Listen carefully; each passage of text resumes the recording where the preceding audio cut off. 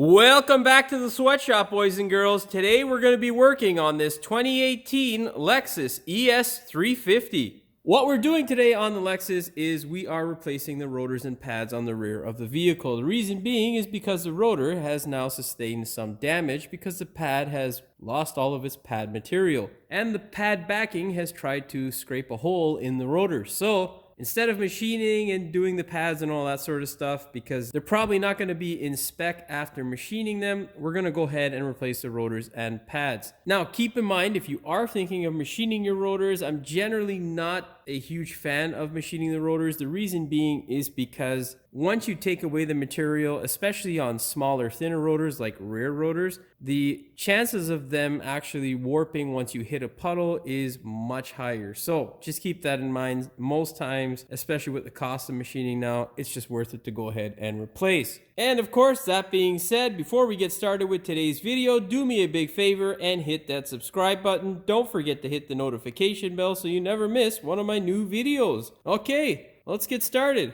Of course, if you're doing this in the driveway, get the car up in the air safely. Employ the use of jack stands so that you don't, lose your life. That being said, if you've ever wondered why it is you drive by a car and one of the rims are rusted looking or sort of brown in color, it's literally because they are rusting. Not the rim itself, but the particles that come off the rotor then get embedded into the paint because they're usually quite hot, and they literally rust away. You can see some of that effect happening here on our rim. If I have enough time, I may try to power wash this off, but you know what it is, boys and girls. I am an auto mechanic. I don't clean cars, so I don't have great solutions to give you on how to clean this other than soap and water and power washing it. Grab this guy here, put it in, make sure you get it embedded all the way on the socket, and then you can hammer off your wheel. Always a wonderful sign when the wheel comes off the vehicle without you having to kick it like it owes you money. Such a nice thing. Well, you can see that I have worked on this thing before. Actually, we did do the tires on this thing, which are, well, not in the best of shape, but when I did do the tires, I coated the hell out of the hub and sprayed some white lithium grease, and you can see the results. Because the tire came off easily, that's why you can see the results, in case that wasn't clear. Anyhow, you can see here, this is what your rotor should look like. Just that little nice section here where it's all shiny. This here is what your rotor should not look like. All this gouging is quite heavy. We've got a loss of at least 0.5 millimeter, so to curb this loss, we would have to cut it quite a bit more and probably fall out of spec. So really no point to trying to save these sort of things. When you see this, just buy new rotors. Go ahead, grab yourself a 14 millimeter socket and crank these two bolts off. I prefer using a flex socket, but there's no issue with using a straight socket. Now, usually on newer cars, you should be able to just yank the caliper off just to give yourself a little bit of leverage and not a headache. Grab a flat screwdriver, just stick it in right here between the caliper. Oh, yeah, that's how close you are. I just hit the camera. You want to stick it in like this, and then just pry forward gently. This will also tell you two things: how much you're going to cry while doing this job, because if it's not moving, well, you may have issues with the caliper, you may have issues with the sliders, you may have issues with this guy here, and as you can see, we do have issues with this guy here. Our pad carrier has rusted, or the caliper bracket has rusted and caused the same effect. Essentially, this pad here does not want to move, which is causing the issue that we have where this one here is unevenly worn. You can see that it has more pad life up top versus down below. So I'll be showing you how to remedy that as well. Okay, that's not bad. So I'll be having to explain this to the customer, but that little shiny spot there, there's actually two of them. The retaining portion of the clip and the actual wear indicator. This little thing here makes a squealing noise every time it wants new pads. The customer missed that memo, I guess, and continued to drive it until, well, you saw the other side of the rotor. Well, that was stupid. Somehow I stopped recording. Okay. Oh yeah, it's got it on this side too, but I think, as some of the young folks say, 0 Fs were given. And they just continue to drive. Anyhow, let's go ahead now. We'll peel this caliper bracket off and we'll take a look and see how rusted it is behind this section here on our pad carrier. Well, I don't know what's going on, but I've done it twice now where I forgot to hit record when doing stuff in one video. That's kind of sad. Anyhow, get yourself a 17 mil and hammer off these two bolts here, and then your caliper bracket should fall out of the car. Use your left hand underneath the caliper bracket here to support it, because if you don't, it literally will fall out sometimes, and most times it's going to hit your foot, which will suck. That is a successful removal of the caliper bracket. Now, of course, you're going to be doing both sides, so if you're easily confused, make sure you put a identifying mark, just with a yellow marker on one side of the car, and then that attached caliper bracket. Now it's time to go ahead and remove our rotor. What we're going to need to do is slowly wiggle this guy off the car. Now, remember, there are drum brakes in the back here, so you may need to release the tension by removing this plug in the face of the rotor. I'm not planning on doing that because usually they should come off without, you know, me having a headache. But let's see. Yeah, today's not one of them days. God damn it. Get yourself a flat screwdriver and just peel this little rubber guy out of here. Then we're going to have to turn on a light so we can see what the hell's going on. And then rotate this guy here to see where the adjustment is. Usually it's on the top or the bottom. Where the hell is it? I don't see it. I don't see it. Well, I still don't see it. What the fuck? Okay, well, I'm gonna have to adjust my height now because it's a bit higher up than I would like it. Okay. Oh, come on, where are you? There you are. Hiding in that rust. Now, your guess is as good as mine as to which way this guy will come apart easily. Right now we're going in the downward position. I'm forcing the little rotator in there downward in hopes that that will pull the pads inward. So let's see if we're correct. Well, I was correct. Yay! So yeah, downward on this side will bring those pads in, and outward will force them out. So, or upward will force them out. And that's how you take off this stupid thing if you just face the same situation that I did. Anyhow, I'm gonna go do the other side. Now, with the emergency brakes, there's really not any sort of thing you want to really do at this juncture. Everything's pretty much fine. This vehicle has not so many kilometers on it, so not really concerned with any of the components. Obviously, you're going to inspect stuff. It's kind of hard for me to show you what to inspect because our hub is in the way, but essentially it's just like a drum brake system, except it's actuated by a cable instead of by a hydraulic cylinder. So what you want to do is just kind of clean things out. You can blow it off. Of course, wear a mask if you're going to. I'm going to use a little bit of just water to kind of spray onto it so it doesn't get all sorts of crap all over the place. If you blow it, it gets into the air and it's nasty. Just take a bit of soap and water and spray around it so you'll knock off the big clumps of dust.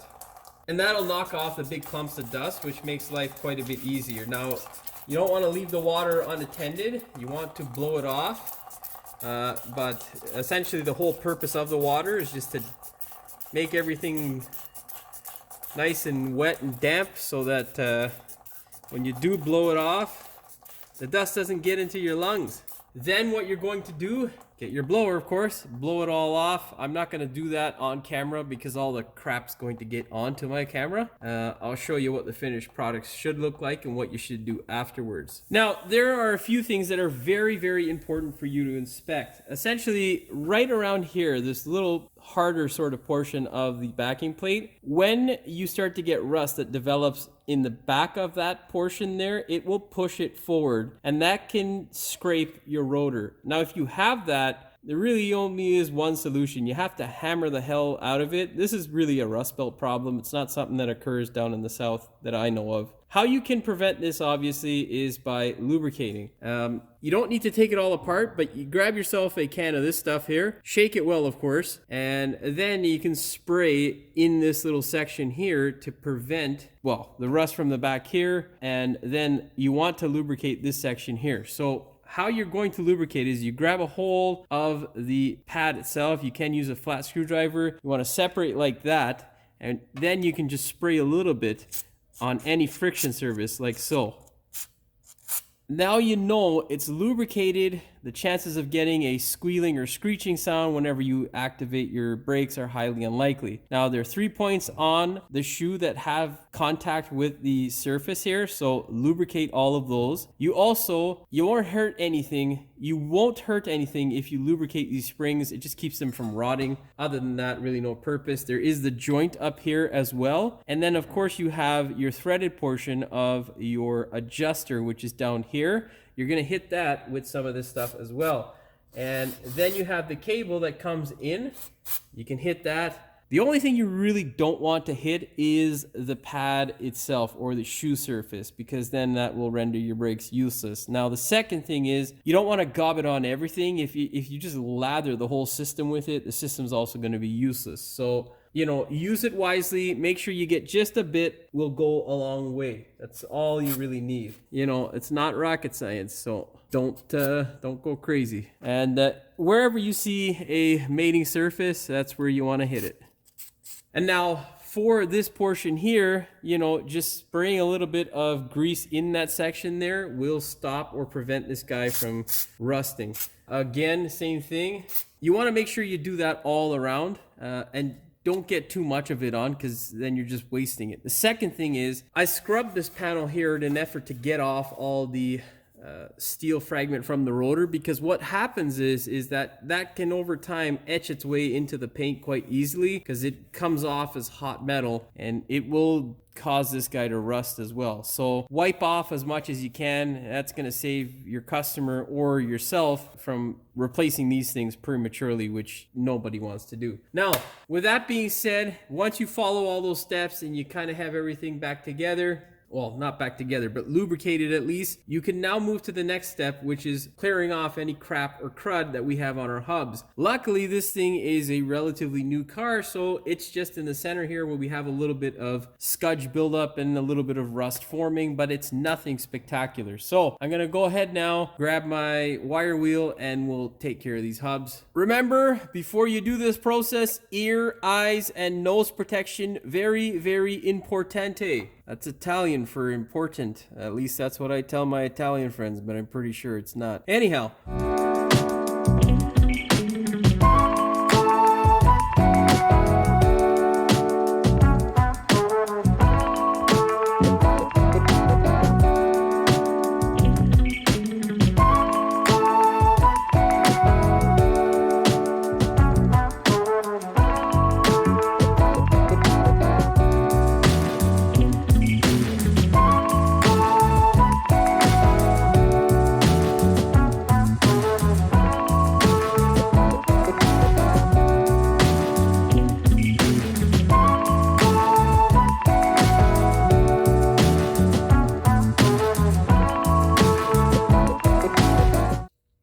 That is pretty much the result you want to end up with. Essentially, you're just trying to clear off any rust, crud, or crap that is on the hub and get it prepared to the point where you can now put on a fresh new layer of anti-seize. You can go over this with a rag. I'm not going to be honest with you. The reason being is because it's clear, and what I'm swishing around there is anti-seize, and that's why it gives it that brown appearance. Anyhow, we'll go ahead and add some new anti-seize, and I'll show you what it should look like after I do the other side. Now this is the result you essentially should end up with. You want a nice thick layer around the center of the hub here, so that of course it doesn't get seized on because you left a little bit of room for moisture to grow. That's always a bad idea. But you don't want such a thick layer on the surface of the hub, because you don't want any bristles or any crap or crud hiding in that anti-seize that's going to cause you to have a potential wobble, which will cause you a headache later on. Good idea to go ahead and put a little bit around the center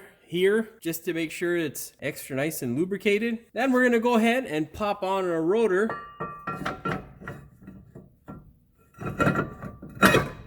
With your rotor in place, I've also put a little bit of anti-seize in there so that when we go to slide on the cap, we don't break our thumb trying to. With our rotor in place, what we're going to do now is go ahead and adjust our emergency brakes by going the opposite way with that adjuster. And in case you're wondering, the opposing side has exactly the same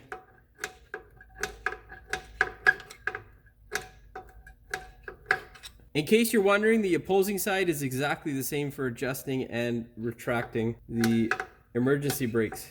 It's actually a lot easier when you don't have the camera in your way because I can't actually see. I'm trying to give you guys this sight, but so essentially what you want to do, or what I usually do, is I will adjust it till it is tight. You want to make sure your rotor is right up against the hub. Now you can see there I can't move it. It's stiff. So what I'm going to do now is back that adjuster off.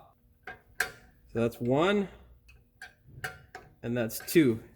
And then with my hands, forcing the rotor up against the hub, we're gonna spin it 360 degrees to ensure it's not binding up. And that to me is a good result. The other thing we're gonna do is lubricate that stupid thing and then just slide it into place.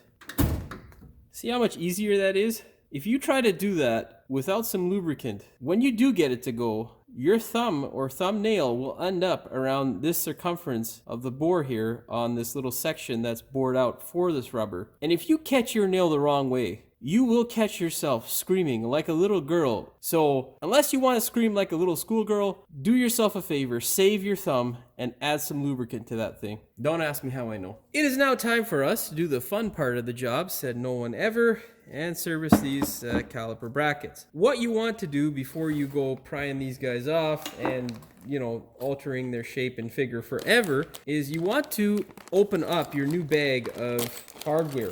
Most times they are correct, but that odd time where you're really counting on that hardware to pull through for you just after damaging the original hardware, well, guess who won't be there to help you? So what we need to do is look specifically at the hardware to see what type of hardware we actually need. This right here does not appear to be the hardware that we need. So we can get rid of those pieces, not toss them in the garbage, just set them aside.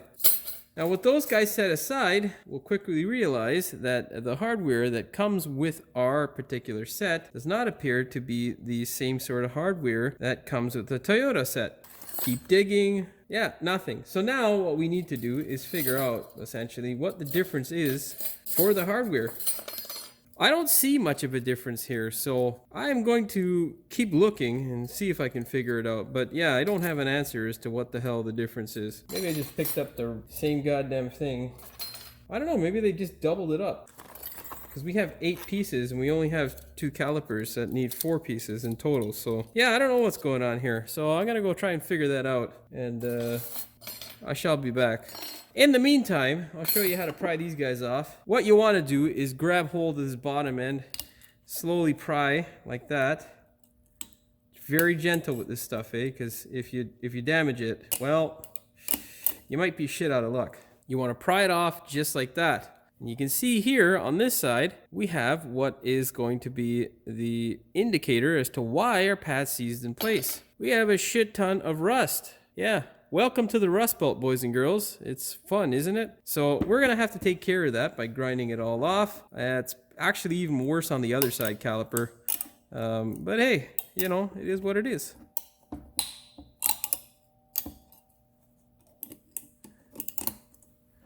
See, when I take my own advice, it works better. I should have did the bottom side first, and Anyhow. Yeah, same thing on this side. That's the rust forming, and that's the rust coming to give us a headache. Okay, I'm gonna go figure out what's going on with these clips and see what the deal is. I think they just sent us doubles. Yeah, anyhow, I'll be back. They would appear to be exactly the same to the naked eye. There's really, it's literally like a 1.5 millimeter difference. What you can see here at the top of this shim is there's a little like nubbin or nipple sort of thing, and this guy's just flat. That is the indicator as to what the difference is. You can see here we've got a little bit of a nipple on this one here, so this is the corresponding clip. Now, how you check what the difference is, now you can see here when I line these two guys up, the one side is on the outside and the one side is on the inside, which means that if I pull them apart and I put them or line them up together, they are essentially the same size. If I take this new shim with the flat portion here and I do the same thing, it encompasses both sides, which means it's larger than this guy here. So in case you guys are confused as hell, as I was about 10 seconds ago, that's your answer. You need to identify whether yours has a little nipple or not, and then go from there, because there's probably a different size rotor in another market or some crap like that. Anyhow, what I'm going to do now is I'm going to service these caliper brackets. Well, I can show you, but it's kind of boring, and it nobody really wants to see that. So yeah, I'll show you the tools and show you what the end result should be. Now, I kind of hate showing this stuff because it's a long, drawn-out process. I mean, you guys usually see about like 1/10 of what the actual time is it takes to do this sort of crap. But what the process is essentially is you need a whole host of tools. A file, at the very least, if you have rust like this, just to take away the scale, the bulk of the scale. But with the file, you want to make sure you don't grind into the good metal, because if you distort the shape, well, you're going to have issues. Once you see the scale start to come off and you start seeing the shine come through, that's a good indicator that you should stop. Now, the nice thing about the Lexus here is that it's got a relatively nice flat surface. So you can see here, I can get all sorts of tools in there and really, not cause myself such a headache. Well, there is one potential problem. Right here, this boot actually sticks out past the flat surface here. So you want to make sure you either pull this like so that it doesn't get ground down, or separate it from the caliper altogether, although I don't suggest separating it because it can be a real pain in the ass to get back in. Now this here is another type of grinding tool that we use to just get off all the rust, and it's sometimes a back and forth process. Essentially, you want to make sure you get off all the rust before you go ahead and coat the thing so that this doesn't happen as quickly again. And the second thing here is that you want to make sure you don't again take away the good material. Of course, make sure you have your eye protection, ear protection, and nose protection in place, because this shit is terrible. Just go ahead and do that, essentially, until you get rid of all the rust. But you don't want to grind in one place too long. If you see the machine marks, great. Now, you can see what's happening here.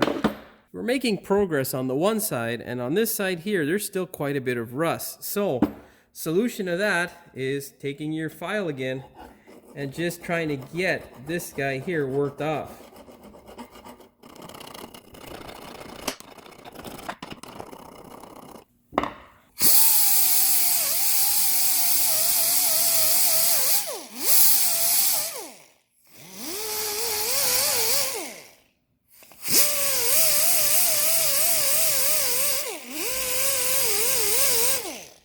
Now that abrasive wheel is not very abrasive. It doesn't take away really much material. And you can see the result here. This is essentially what you want. Now there is a bit more work to do, but you can still see the machine marks in the bracket. We're not trying to get rid of those machine marks. We're just trying to get rid of the rust and the rust in the pitted sections. That way when we coat it, it makes a nice seal with the paint or primer that you use, and it makes your life quite a bit better the next time you go to take this thing apart, and a lot less headache. So yeah, this is essentially the process. I'll show you the before and after. If you have any questions though, leave them in the comment section down below. Okay, so the right one here was quite a bit more rusted than the left side caliper bracket. You can see here, this is the way you want it to be after you get rid of all the rust that you can. We can still see the machine marks, but man, was the rust really thick on this. So I don't know why, but it was quite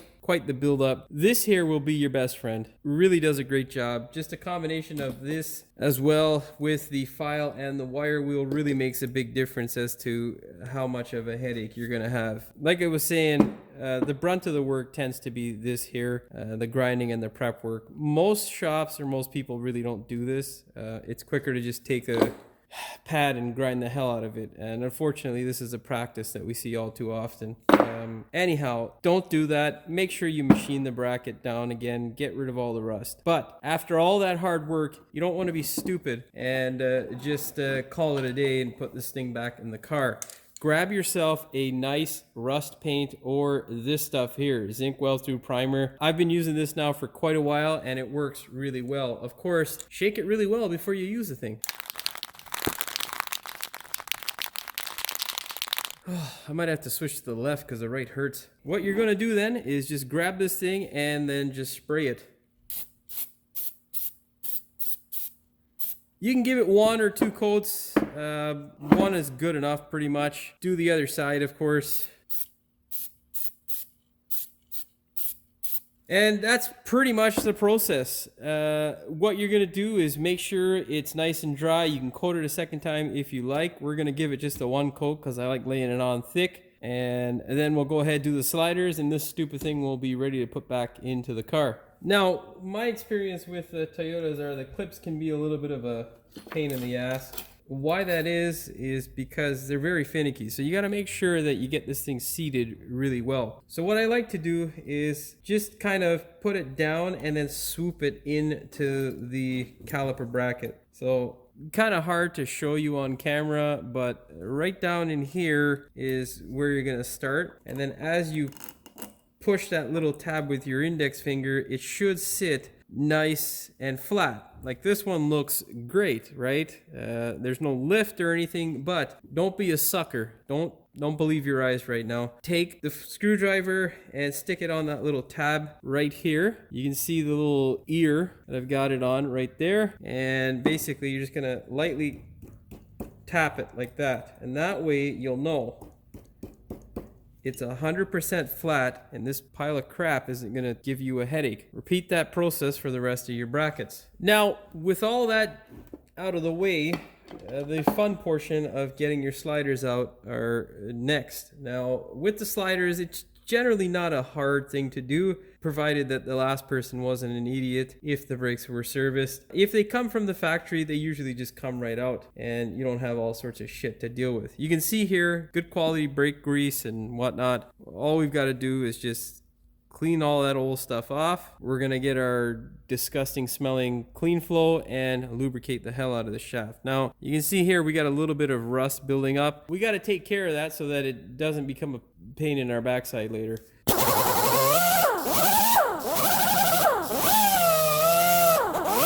You want to get rid of all of the rust, so make sure it's nice and clean and rust free. Second thing you want to make sure is that Toyotas are very, very finicky.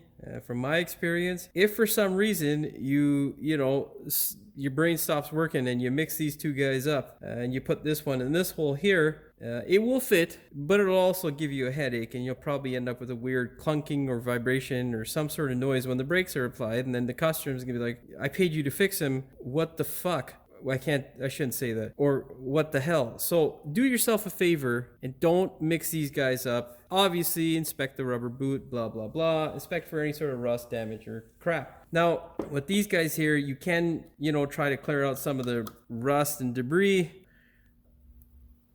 Do yourself a favor, put an extra good thick layer on this rubber boot like so. Essentially, you want to put that little bit of grease in this area to keep the neck here from rusting, because everything rusts in the rust belt. And then at the top here, you want to give it a little nipple of grease here, like so. Come on, focus. You want to give it a little nipple of grease like so, and then stick it into the hole. Now you're not going to bury it all the way. Now you got to get a little bit more grease from your disgusting can of Clean Flow. How disgusting can we make this smell synthetic grease? And then what you're going to do is just do a 360 while flicking the brush. That way you make sure you get it all the way around nicely. And then you can go ahead and push it in like so. Now if for some reason you have a buildup of ear in this area here, what you're going to do is pull the collar back on the rubber boot here and release the ear, and you'll be good to go. Yeah, see? Not that hard. It's time consuming and disgusting work. It's disgusting. There we go. Get it nice and thick on there, and then just push her in, boy. Just like that. There we go. And that's that. Caliper bracket almost done. Now all we got to do is put our pads together, and yeah, that's that. Of course, before we put them in, grab your caliper bracket and lather it up with some grease. Give it a nice, decently thick layer. Don't be cheap. Don't be too thick either, because if you give it too much, well, you're going to end up with some issues. You don't want grease ending up all over your pad or rotor, because, well, grease and brakes don't really mix. You know what I mean? Okay, I'm going to go set those pads up, and I'll see you back. Okay, so, very quickly, this is our left-hand caliper bracket. So this guy goes on the driver's side of the car. This is going to be the outer pad, because this indicator here, the wear indicator, is on the outside. So what you're going to do is take this guy here and slide it into place, like so. I do it at like a 45-degree angle. That way, because this is a spring-type clip, you can actually slide it in without damaging or, you know, bending the clip. So what you do is slide it in at 45 like so, and then just do a twist until it's at 90 degrees or straight up and down on the pad carrier, and that's it. This guy now is ready for installation back into the car. Of course, before you go ahead and go to install it, anti-seize the hell out of all your bolts. Yay, this has been fun. This segment here, boys and girls, has been brought to you by what the hell am I doing with my life? Yeah. Okay, enough rambleioni. Let's get the rest of this shit put together. Grab your caliper bracket and your anti-seize bolts. What you're going to do is slide your caliper into place. Try your absolute best not to scratch the rotor or get any grease on the rotor. Then thread your anti-seize bolts up by hand. Don't ever start them off with a gun, because if you cross-thread them, well, life is going to suck.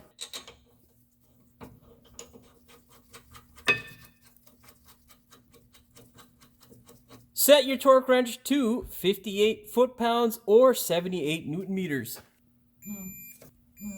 There we go. Now you can see here we've got quite a bit of rust and crap on our pistons. So the best thing to do, in my opinion, is to grind that stuff off. Now do this before you force the piston back in, because of course you don't want to come into contact with the caliper or the boot and rip it. So what I like to do, grab a little cookie grinder disc thingy like this and just grind all that crap off. I can't do it because the camera is obviously in the way, so I'm going to do it and then I'll show you what the finished result is, and then I'll tell you what the next step is. Well, obviously I'll tell you what the next step is. I'm not going to leave you hanging. That's kind of stupid, Jimmy. Now the reason why I grind off the rust is because it creates an uneven surface where the pad may potentially rock, and if the pad rocks, well, that's going to cause a vibration. And the reason why we don't want vibrations is because we like having return business in the sweatshop, and we like customers who are happy with our work. So this is why we take those little extra steps, is to create an environment where we have good service. This is also why I'm putting a little bit of silicone on the ears of the caliper as well as on the piston of the caliper, so that we have a nice surface for our pad to bond to.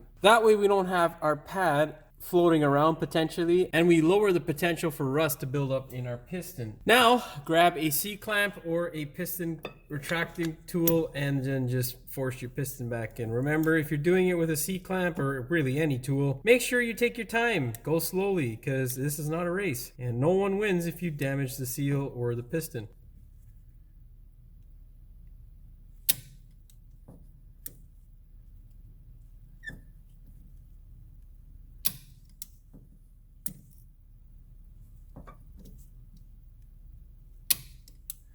Now, you can see there where our piston has come out. Not the piston itself, but the rubber that surrounds the piston. That keeps you and your braking system happy. So, what we need to do is not just shove the caliper on, because if it does go on with the rubber in this situation, we're going to have an issue. You'll probably end up tearing the rubber and no one's going to be happy. So what you want to do is take a flat screwdriver and then just kind of lift up on the seal, and that will take the air out of the system. You can see it where it popped there and it's just drained off, and now it wants to go back into its natural position, which is great. Now be very careful, do not puncture a hole in this boot, because if you do, you will cry the next time you go to service this car. Slide your caliper into place.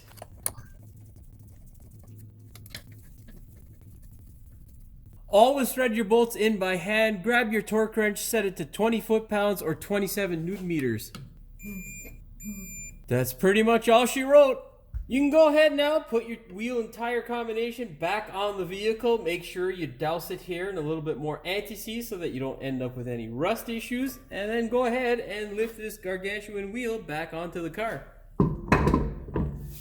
Well, it's not the worst of wheels, but it's definitely bigger than I would like. They're getting bigger and heavier, which is a pain in the ass. Go ahead. Force your wheel back into the hub, make sure it is in position properly, and then go ahead, thread your bolts on by hand. Don't forget your wheel lock, and of course, get your gun, because why would you not keep it by you, Jimmy? That's just smart, right? Put it on the table that's on the opposite end of the hoist. Okay, push your wheel into the hub. Set your torque wrench to 76 foot-pounds or 103 newton meters. That's a thumbs up for me. That's all she wrote for this one. Before you take this thing for a test drive, make sure you pump the brakes. Otherwise, you might end up hitting something that you don't want to because you'll realize that you don't have brakes. Make sure you pump them until the pedal gets hard underneath your foot and then start the car up, put her in gear, and make sure all is well with your brakes. Don't forget to test out your emergency brakes and readjust if needed. If you followed my method, you most likely won't need to readjust. Hopefully you found the video informative as well as entertaining. Of course, if you did, please like, share, and subscribe. Don't forget to hit the notification bell so you never miss one of my new videos. And as always, thanks for watching. We will see you in the next one. What we're doing today on the Lexus, son of a bitch compressor. What we're doing today on the Lexus is the rear brakes, of course. The reason being is because we have a situation where the brakes are grinding on the driver's side. So I'll show you exactly what's needed to be done in order to rectify the situation. That sounds so stupid. What we're doing today on the Lexus is we are replacing the rear brakes. The reason why is because we have a situation where the pad is completely worn away on one side, the outer side, and it is rubbing away on the rotor and damaging it.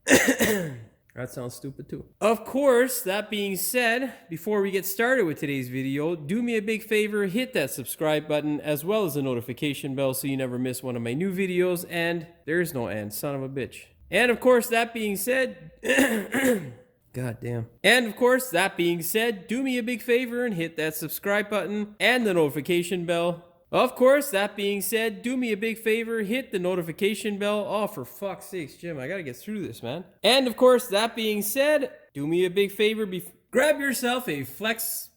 Well, flex? Jesus. Grab yourself a 14 mil flex. Now it's time to remove our rotor.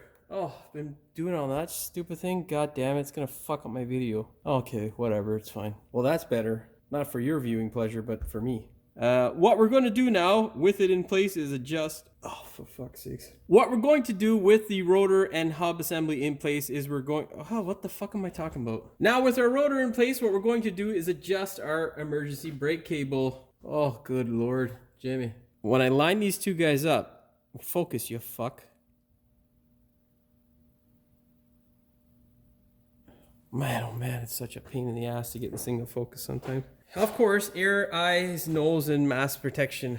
Wait, that doesn't make no sense. And yeah, well, if you have any comments or questions, well, I don't care if you have comments really, unless they're good. But if you have any questions, leave them in the question. Okay, so the right one was much... Oh, fuck. Ugh.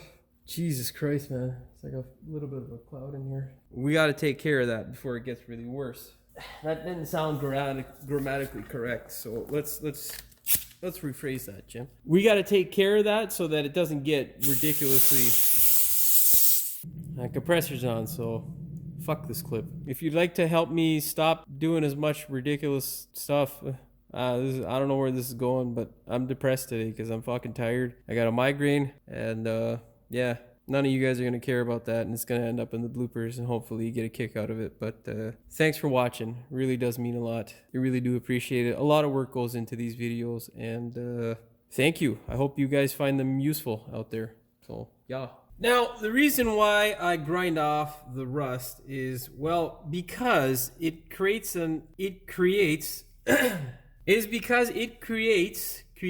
oh, why can't I say create today? The fuck? Oh, Now I'm self-conscious and I feel like I'm saying it weird. To create an environment, caliper as well as we don't have the stupid thing, and we don't have the stupid thing, and we don't have, of course, if there are any issues, comments, I don't care if there's any comments. Of course, everything, yeah, what the fuck am I saying now? Hopefully all is well on your end. Nah, that sounds stupid. Hopefully everything works out for you as it did me. Nah, fuck. Hopefully all is well with your Lexus. That sounds fucking retarded. Yeah, what